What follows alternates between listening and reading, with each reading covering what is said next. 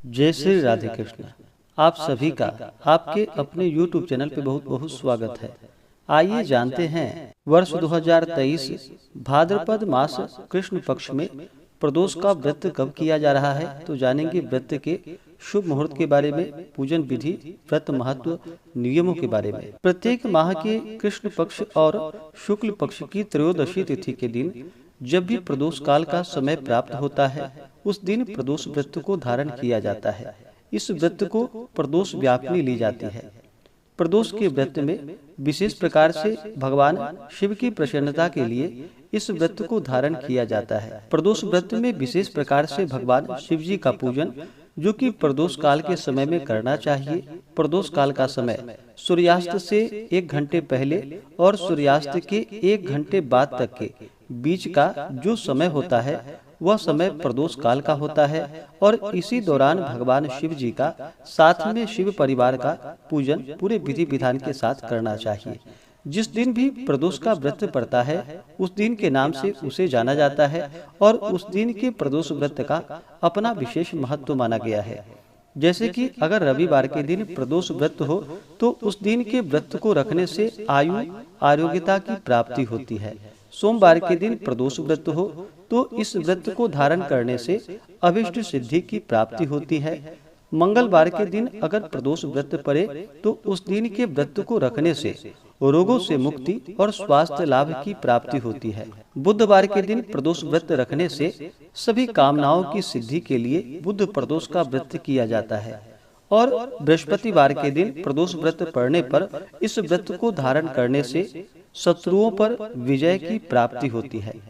शुक्रवार के दिन प्रदोष व्रत को रखने से सौभाग्य और स्त्री की समृद्धि के लिए शुक्र प्रदोष का व्रत किया जाता है और शनि प्रदोष व्रत को धारण करने से संतान लाभ की प्राप्ति होती है। तो आइए जानते हैं प्रदोष व्रत के शुभ मुहूर्त के बारे में। भाद्रपद मास कृष्ण पक्ष वर्ष 2023 में त्रयोदशी तिथि प्रारंभ समय 11 सितंबर 2023 दिन सोमवार रात्रि 11:54 और त्रयोदशी तिथि की समाप्ति होगी 12 सितंबर 2023 दिन मंगलवार को रात्रि 2:02 पे। तो हमें प्रदोष व्यापिनी के अनुसार जो समय प्राप्त हो रहा है प्रदोष व्रत के लिए वह समय 12 सितंबर 2023 दिन मंगलवार को प्राप्त हो रहा है। तो सभी इस दिन प्रदोष व्रत को धारण करेंगे।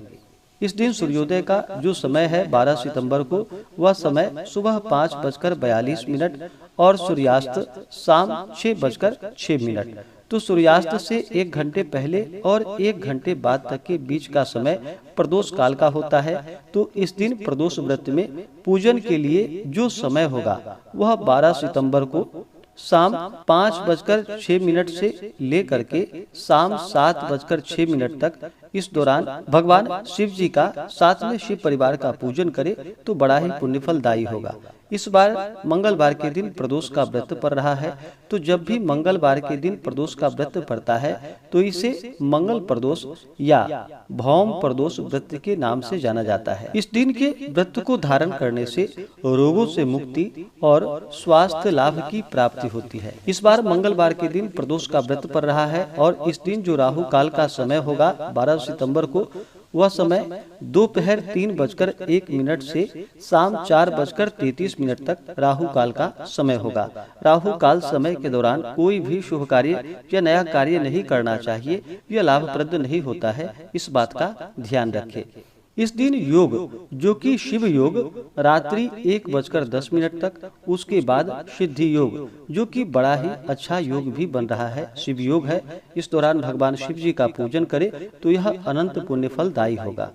नक्षत्र जो कि अश्लेषा नक्षत्र रात्रि 11:02 तक, उसके बाद मघा नक्षत्र। जो भी प्रदोष व्रत धारण करते हैं उन्हें प्रदोष व्रत के दिन चाहिए कि त्रयोदशी तिथि के दिन सुबह ब्रह्म मुहूर्त में उठ करके नित्य क्रियाओं से निवृत्त होकर के गंगा नदी में या घर के नहाने के पानी में थोड़ा सा गंगा जल मिला करके स्नान करना चाहिए, शुद्ध वस्त्र धारण करना चाहिए और भगवान शिव जी का मंदिरों में जाकर के पूजन करना चाहिए।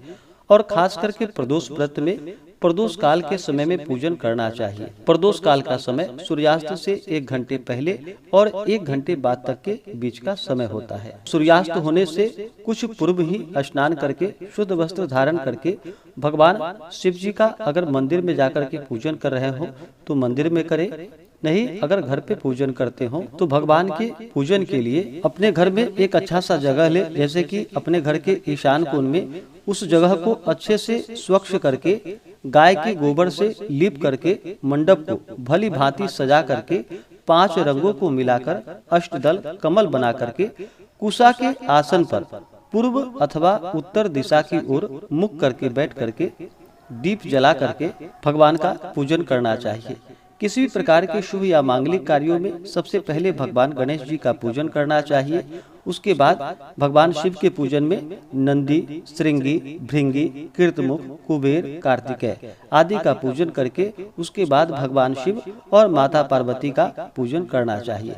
भगवान शिव का इस दिन जल से अभिषेक करें, पंचामृत से अभिषेक करें, शुद्ध गंगा जल से अभिषेक करें। भगवान शिव जी को सफेद वस्त्र चढ़ाएं, यज्ञोपवीत चढ़ाएं, फिर अक्षत, चंदन, पुष्पों की माला विशेष करके भगवान शिव जी को सफेद पुष्प अर्पित करें। भगवान शिव जी को जो कि केतकी का पुष्प नहीं चढ़ाया जाता है तो इस बात का ध्यान रखें।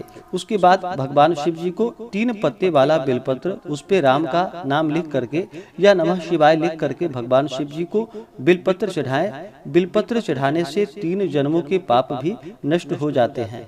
त्रिदलम त्रिगुणाकारम त्रिनेत्रम च त्रिधायुधम त्रिजन्म पाप संहारम बिल्वपत्रम शिवार्पणम। अगर सच्ची श्रद्धा से भगवान शिव जी को बिल्वपत्र अर्पित की जाए तो इससे भगवान शिव जी अपने भक्तों के 3 जन्मों के पापों का संहार कर देते हैं। तो भगवान शिव जी को बिल्वपत्र अवश्य चढ़ाएं। उसके बाद भांग, धतूरा, शमी पत्र, तुलसी मंजरी भगवान शिव जी को चढ़ाएं। फिर धूप और दीप दिखाएं। अनेक प्रकार का नैवेद्य अपने श्रद्धा भक्ति भाव के साथ भगवान शिव जी को भोग लगाए। ऋतु फल आदि जो भी हो भगवान शिव जी को भोग लगाए। भोग लगाने के बाद जल से आचमनी करवाएं। फिर मुख शुद्धि के लिए पान पत्र, सुपारी, लौंग, इलायची के साथ में अर्पित करें। माता पार्वती का भी इसी प्रकार से पूजन करना चाहिए।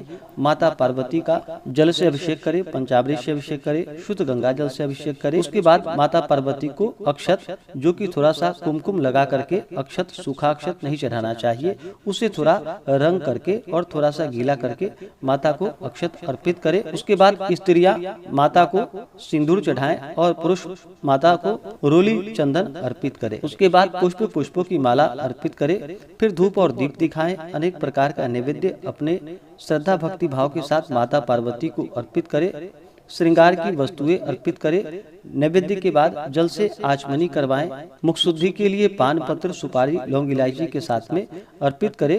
इसके बाद प्रदोष व्रत का कथा श्रवण करें। भगवान शिव जी की आरती करें। भगवान शिव जी के अस्तोत्र, चालीसा आदि का पाठ या श्रवण करें। मंगलवार के दिन प्रदोष का व्रत है तो इस दिन हनुमान जी का भी पूजन करना चाहिए। हनुमान जी जो कि रुद्रावतार है, भगवान शिव जी के अवतार माने जाते हैं, तो हनुमान जी का भी साथ में अगर पूजन करते हैं तो यह बड़ा ही पुण्यफलदायी होता है। प्रदोष व्रत के दिन जो कि उपवास रहते हुए दिन रात्रि व्रत को धारण करना चाहिए। प्रदोष व्रत के दिन अन्न ग्रहण नहीं करना चाहिए। आप चाहें तो एक समय फलाहार ग्रहण करके भगवान का पूजन करें। इस व्रत का पारण जो कि अगले दिन जाकर के सूर्योदय होने के बाद आप प्रदोष व्रत का पारण कर सकते हैं। जो भी व्रत को धारण करते हैं व्रत के दौरान किसी के ऊपर क्रोध नहीं करनी चाहिए। अपने मन में किसी के प्रति ईर्ष्या या द्वेष का भाव नहीं लाना चाहिए। ब्रह्मचर्य का पालन करना चाहिए। व्रत के दौरान श्री उमा महेश्वराभ्याम नमः या ओम नमः शिवाय आदि मंत्रों का जप करना चाहिए। हर हर भोले, बम बम भोले आदि नाम जाप करते हुए समय को व्यतीत करना चाहिए और पूर्ण श्रद्धा भक्ति भाव के साथ भगवान का पूजन, कथा श्रवण, चालीसा, स्तोत्र आदि का पाठ श्रवण करना चाहिए। इससे भगवान शिव जी अपने भक्तों पर अति प्रसन्न होते हैं। प्रदोष व्रत को रखने से 100 गायों को दान करने के बराबर पुण्य फलों की प्राप्ति होती है और अंत समय में भगवान शिव के धाम की प्राप्ति होती है। तो आशा करता हूँ कि यह जानकारी आपको अच्छा लगा हो। ऐसे ही ज्ञानवर्धक जानकारियाँ प्राप्त करने के लिए हमारे इस चैनल पे अगर आप नए हैं तो चैनल को लाल बटन दबा करके सब्सक्राइब करें, साथ में बेल आइकन घंटी को दबाएं ताकि मेरे वीडियो का नोटिफिकेशन आपको समय से मिलता रहे। वीडियो को लाइक करें, शेयर करें। सुखी रहें और स्वस्थ रहें। जय श्री राधे कृष्ण। धन्यवाद।